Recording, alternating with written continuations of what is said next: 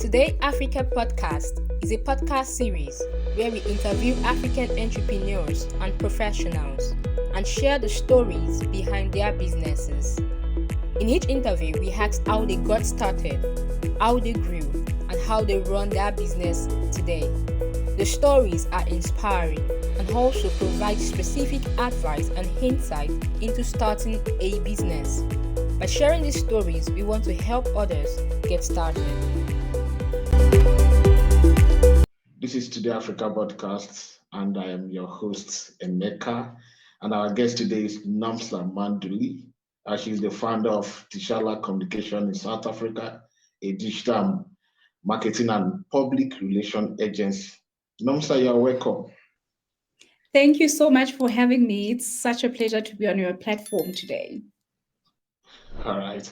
Okay, so please tell us about yourself. Who is Nomsa and what is your brand into? Nomsa is a storyteller by nature. I just enjoy telling stories. I've always done that, even as a child, and I've just been so fortunate that I've been in spaces and have had careers that have enabled me to do that. So I am a former journalist with one of our local news stations here, which was Eyewitness News. And then I was also a journalist at the South African Broadcasting Corporation. And now I have now founded my business, which is in public relations and digital marketing. And so that has given me just another platform in which I can do tell empowering stories on behalf of my clients who are really doing amazing work out there. I also lecture journalism, so I'm also, inspiring and teaching a new generation of storytellers as well. So I lecture journalism part-time as well at the University of Johannesburg. So that's just a bit about me. And Tishala Communications is really quite a unique public relations and digital marketing agency. We are also award-winning as well. What has attracted a lot of clients and the people that we've worked with in the past is just the way that we are able to find those very interesting gems in what our clients do and the way in which we communicate them. And I also think what makes us unique is just our deep understanding of the media landscape and where to reach our clients' audience as well. We are doing an amazing work. You're working with an established organization. So you left to come and build your brand. So what's the inspiration behind leaving your job and starting all over again to build a brand? You know what? For me, my story of entrepreneurship is quite unique because entrepreneurship found me. I had no desire to be a business person. All I wanted to do was be a news reporter and a newsreader, right? So it just so happened that my time spent in Cape Town, I connected with a lady who ran a PR agency. And she asked me to just freelance for them. There was a particular project that they were working on, which is the International Cape Town Jazz Festival. So I freelanced for them and I enjoyed it very much. But for me, it was just a one-time thing. So after that project lapsed, as I continued with my life, I just found people calling me and asking me to help them on PR projects. They just kept coming.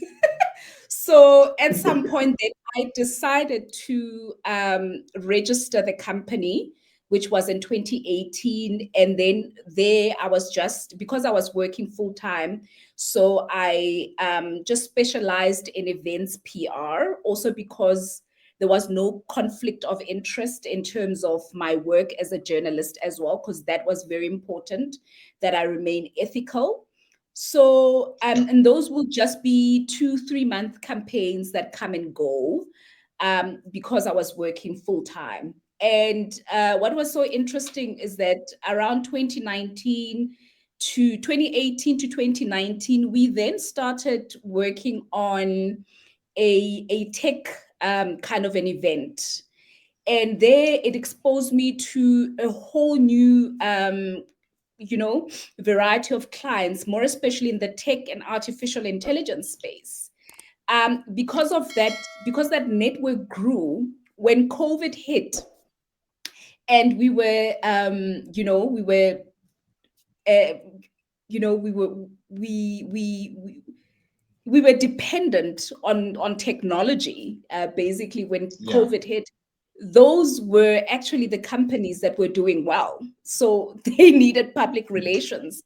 So I got busier than most people, which I'm very grateful for. And then around 2021, the company really grew, and I got a business partner involved. His name is Roy Bannister. And then he came on as the business development manager. And Roy was actually a former client as well. And we partnered. And about last year, I then decided to take the leap of faith. I saw a lot of potential in the business. I saw a lot of confidence that our client had entrusted us with in terms of what we were offering. So I decided to leave my full-time employment to focus on the business. And when I tell you that this has been one of the most rewarding decisions in my life, it has just been a very, very rewarding journey. Yeah, so this is I describe myself as an accidental entrepreneur. All right. Wow. That is great. Not a lot of people have the kind of opportunity that you have. Some people have to go for the client themselves, but in your own case, well, you are good at your job. That's why the client came. Describe the process of launching your business into the market. We've been fortunate that the government has actually listened to small businesses' cries in terms of registering a business, because in the past I would see complaints that it used to take months.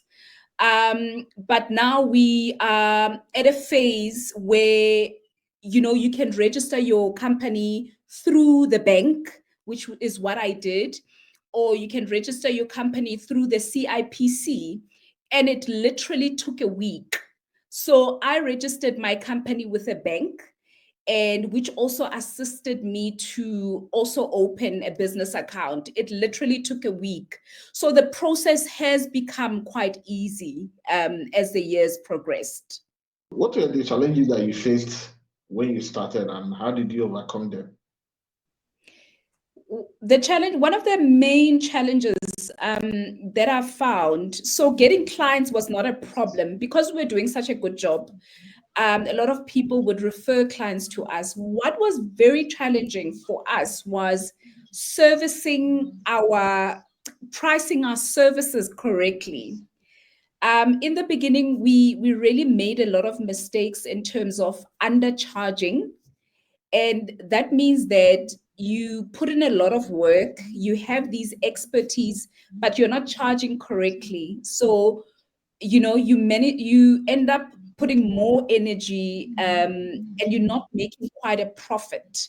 So that was the challenge in the beginning.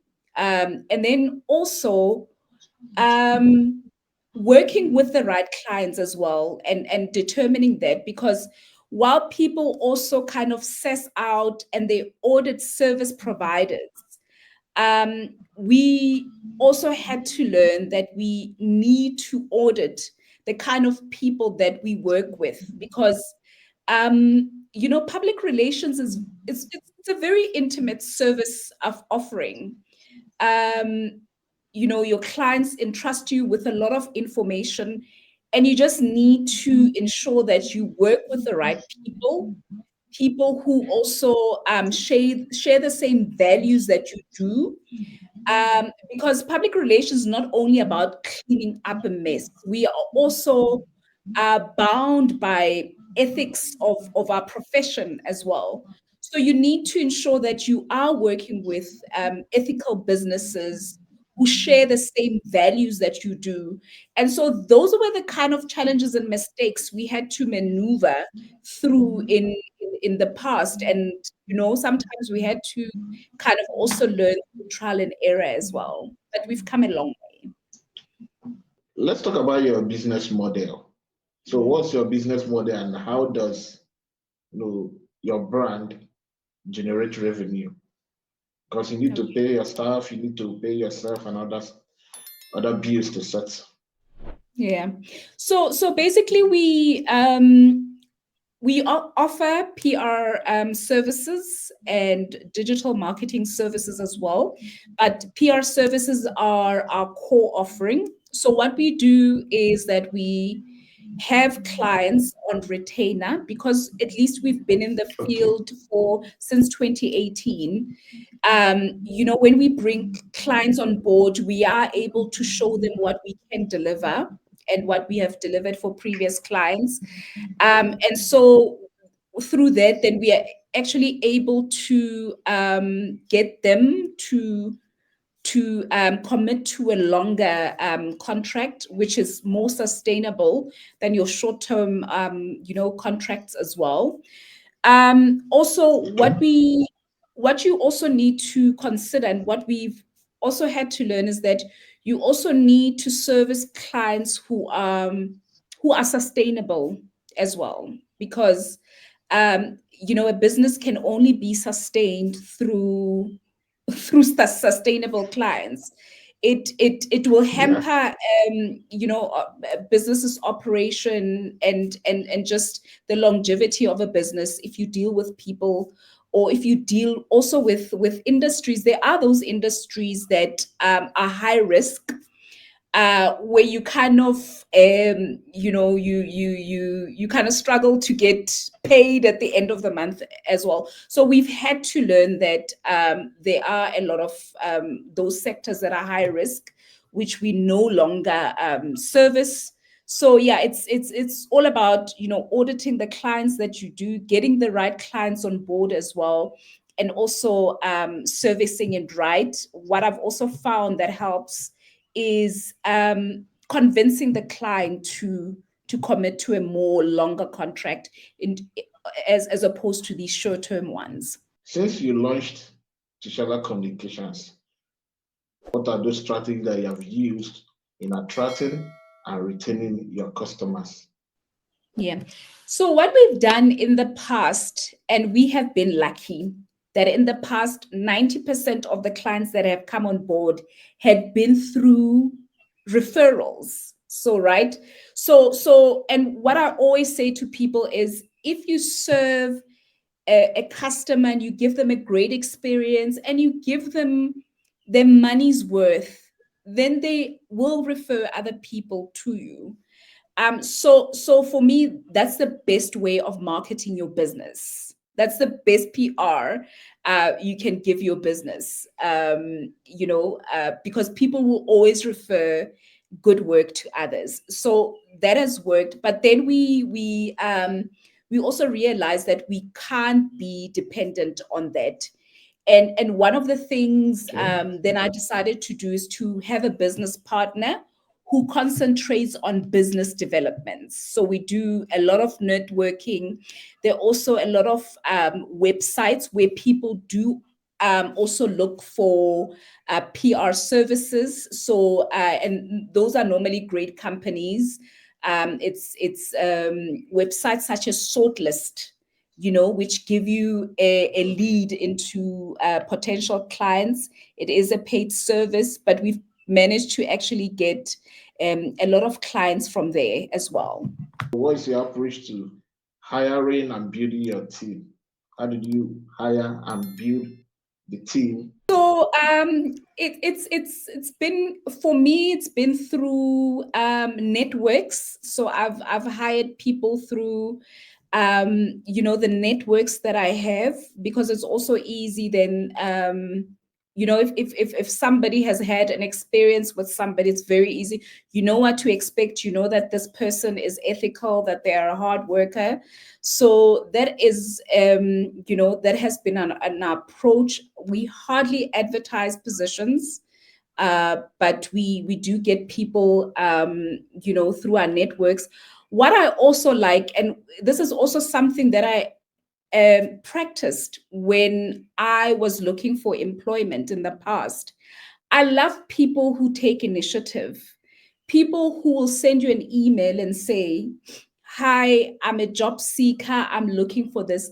Those are really people that, really touch my heart, because even though they don't see any positions that are being advertised, but they're taking the initiative to actually seek out and see if there are any opportunities, and that's how we've been able to find the right people or not. Another decision that I've taken, or my business partner and I have also taken, is that you are having a lot of talented people that have been closed out of the job market through COVID. So also what I do is that we hire people who are currently not in the job market, and people who are unemployed. It does not mean that they are less talented. We've gone through a lot of economic turmoil, and I think when we talk about the issue of unemployment, it's also very, very important for us as small businesses to actually also play our role in curbing that, and instead of just recycling people who are in the job market. So one thing that I'm very, very kind of straightforward about is that I would give first preference to somebody who's out of the job market with the right experience. How do you stay motivated and inspired even in the face of setbacks and failures?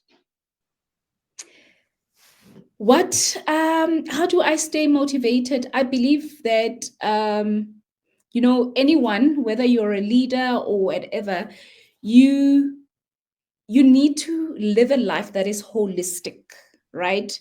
So you need to take care of your entire being just for you to maintain a healthy life mindset, if I can put it that way. So for me, spirituality plays a very, very big role. That is a very integral part of my life. I also try to take care of my health as well, because that's important. And another thing that has actually also helped me is plugging in with other entrepreneurs as well. Because sometimes you might be sitting in your little corner and thinking that, what you're going through is unique, and all of that. But actually, if you network and you have this network with other entrepreneurs, then you are able to learn that the problems are not unique. But most importantly, you are also able to learn how to navigate through those problems as well through their experience. And yeah, that's also, but also the fact that I work with phenomenal people. I've got a phenomenal business partner. I've got phenomenal team members. That just keeps me going, and phenomenal clients as well. So those are the things that really, really keep me going. You have been an entrepreneur for some years. So what are some key lessons that you have learned in your journey as an entrepreneur? Generally, get your tax in order. I don't know in Nigeria, but those things can either make you or break you, right? The administration of a business, more especially the financial affairs, are very, very important. I had to learn the hard lesson, but I must say now I'm a good student. So ensure that your financial affairs, that you really, comply with what the laws of the country in terms of running a business and the things that are there. Pay the tax man. Secondly, what I've also had to learn is that with the sustainability of a business, more especially small business owners, we've got to learn that business money is not yours, it belongs to the business. right? In order to Yeah. build a sustainable business, that's how you need to look at it. And what we're doing now is drawing salaries, like we are paying our employees, we pay ourselves as well. And there is money that remains there to run the businesses. So the economic and the administration affairs of a business, it's really, it was a hard lesson for me. But these can really make or break a business. What's your plan, your future plan for Tishala Communications? Or what do you hope to achieve in the years to come? Yeah. Another very interesting thing that we're in a very unique position that with a lot of international clients, when they want to launch on the continent, we are the go-to PR agencies. We've worked with clients in the UK. We're currently working with an international client called Samsub, and they actually appointed Okay. us as a PR company to support their sales team. And what we've managed to achieve with them is within the first quarter of working with them, we actually managed to dominate their share of voice against their competitors from a zero base. So we actually want to establish ourselves even more and to entrench ourselves as the PR company for those brands that want to launch on the continent. Because even though we are a South Yeah. African company, consider ourselves as a continent, as an African brand. Even our name, Kiswahili is not spoken in South Africa, but our name is actually a Kiswahili name. So that's how we Okay. consider ourselves. Another plan that we have is to just be a one-stop shop media house where we can offer services, digital marketing, PR, podcasting services, just all forms of storytelling, or those platforms that we can offer as a company. So it's just to broaden our services, launch ourselves more into the digital space in terms of the offering as well, and just be a full media house where really our clients can get all the needs that they need from an agency. Now let's talk about AI, though the revolution of AI. Everybody's, let me use the word fidgeting. Am I going to lose my job? Am I going to lose my company? So how do you see the impact of AI in your industry, and how is your brand, Tishala Communications, positioned to stay ahead of the trend or ahead of the curve? Yeah. I think some people are intimidated by AI. I will Okay. always be a believer in the human touch, right? So nothing can Yeah. ever replace the human touch, the human mind. But what I've found that AI has really done is that it's really saved time, and that has enhanced our work. Sometimes you'd spend a week doing client proposals, for example. With AI, just with the right prompting, and they obviously you would come up with the original ideas, but with the right prompting and all of that, you are able to formulate this thing in a matter of minutes. So I just love, but how it really enhanced and saved time, because when you have more time, you also have and more time to service your clients as well. What I also consider AI is, I consider AI as a team member. A lot of the times we'd sit, we'd brainstorm ideas, and here's a team member as well, that is artificial intelligence, that is also able to Yeah. help you with ideas for certain campaigns, that obviously you can put the human touch to and enhance. So it's really something to embrace. But obviously the ideas from AI, obviously AI, gathers information from different platforms.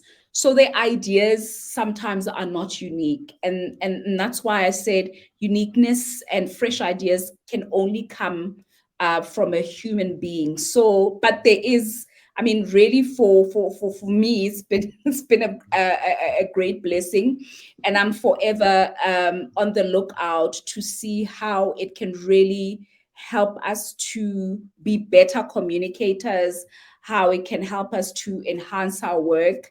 But definitely, it's something that cannot replace our innate, creativity, if I can put it that way. What's your key advice to others, to other women who are just starting out with their business? Be brave. Be very, very brave. And the thing is, and be confident. To be honest, it took me a while to recognize myself as an entrepreneur. Um, because I did not believe in myself. I think I'm at a point now where I'm embracing it and walking in it. And I think sometimes it really helps to have a business partner who's a male as well. Because what I have found with males, it might be the way we were, society has normalized us.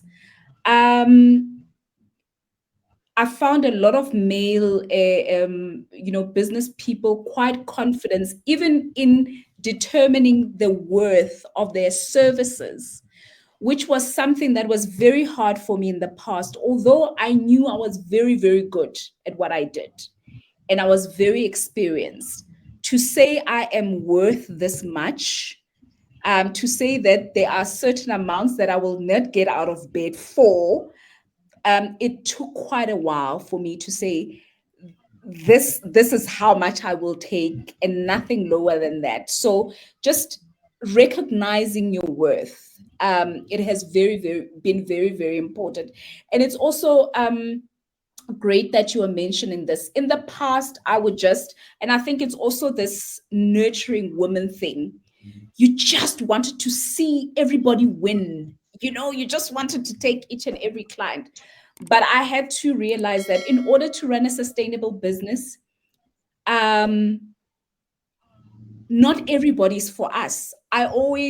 It's so funny that this morning I was thinking of my student days where I had, my flatmate and I, a very good friend, we would walk into this clothing store that students went into because we could not afford certain stores. But we said to ourselves, at this, let's work hard so that we aspire to now shop at these stores. And that's also where I feel that I want to be a business that people aspire to work with. That's the kind of business that I want to build. Um, I have realized that with the kind of talent that I have and the team that I have and the expertise that I have, that there are, not everybody can afford, right, to be serviced by us. But there are people who can aspire to be serviced by us. And that's the kind of business that I want to be. And it took a long time. This was solely because I was a woman and the way we've been brought up, to be humble, to be all of this. But I don't know if you've read the book that nice girls don't get the corner office. so, so I have had to make such hard decisions and build my so these are the advice. This is the advice that I can give to ladies: is be bold, be brave, believe in yourself, determine, know your worth, and also just respect your decisions as well. If you say this is not what I'm worth, then learn to say no, and learn to say no confidently. And you can't please everyone. You can't be everything to everyone. And that's something that I've had to learn. Thank you so much, Nomsa, for your time. Well, I really appreciate you for being on board, creating out time out of your busy schedules to be on our platform. We say thank you so much. Today Africa Podcast is a podcast series where we interview African entrepreneurs and professionals and share the stories behind their businesses. In each interview, we ask how they got started, how they grew, and how they run their business today. The stories are inspiring and also provide specific advice and insight into starting a business. By sharing these stories, we want to help others get started.